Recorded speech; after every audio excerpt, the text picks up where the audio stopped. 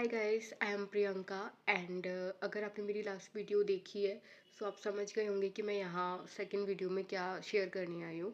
So basically मैं यहाँ अपनी एक्सपीरियंस जो भी मेंटल हेल्थ रिलेटेड रहे हैं वो शेयर करने आई हूँ।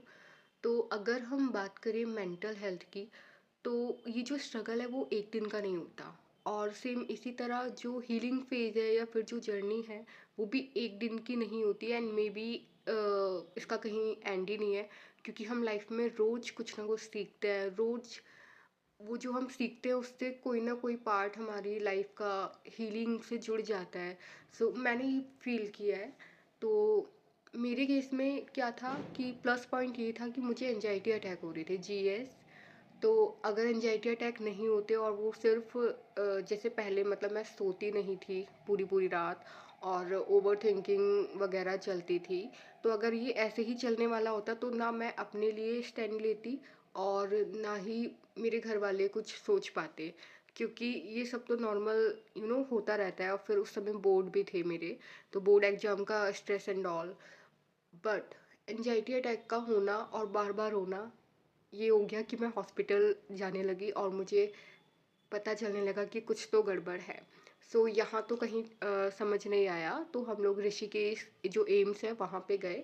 देन मेरे को पता चला कि एंजाइटी है। बट वहाँ दवाइयाँ एंड ऑल स्टार्ट हुआ। वो सब मैं आपसे नेक्स्ट पार्ट में शेयर करूँगी। बट द थिंग इज़ कि जब आप एक्सेप्ट कर लेते हो कि यस आपके साथ ये इशू है और आपको इससे निकलना है, ये आपकी हीलिंग जर्नी का फर्स्ट फेज होता है। और इसे एक्सेप्ट करना सच में अपने आप में बहुत बड़ी चीज़ है। क्योंकि मैंने भी स्टार्टिंग में ये चीज़ एक्सेप्ट नहीं की थी, क्योंकि मुझे लगता था मेरे साथ ऐसा कैसे हो सकता है। मतलब मैं तो उस टाइप की हुई नहीं कि मुझे एनजाइटी हो जाएगी या कुछ ऐसा। प्लस आसपास के लोगों का कहना कि टेंशन ले रही है, कोई बात है, कुछ है, ये सब चीज़ें इफ़ेक्ट कर रही थी।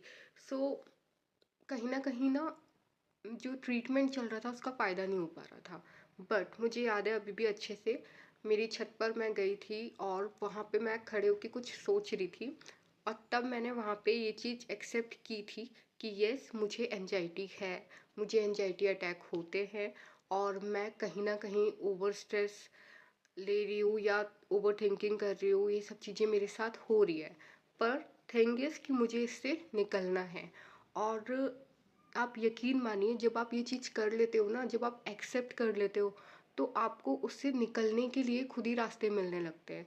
सो इस पार्ट में मैं सिर्फ यही बताऊंगी कि अगर आपके साथ कोई भी ऐसा इशू है, कुछ भी है, तो सबसे पहली चीज़ उसे एक्सेप्ट कीजिए कि यस मेरे साथ ऐसा इशू है। तभी आप इस चीज़ से निकल पाओगे और निकलने का ट्राई करोगे। सो बने रहिए नेक्स्ट पार्ट के लिए, मैं नेक्स्ट पार्ट में और भी कुछ बताने वाली हूँ। तो तब तक के लिए बाय।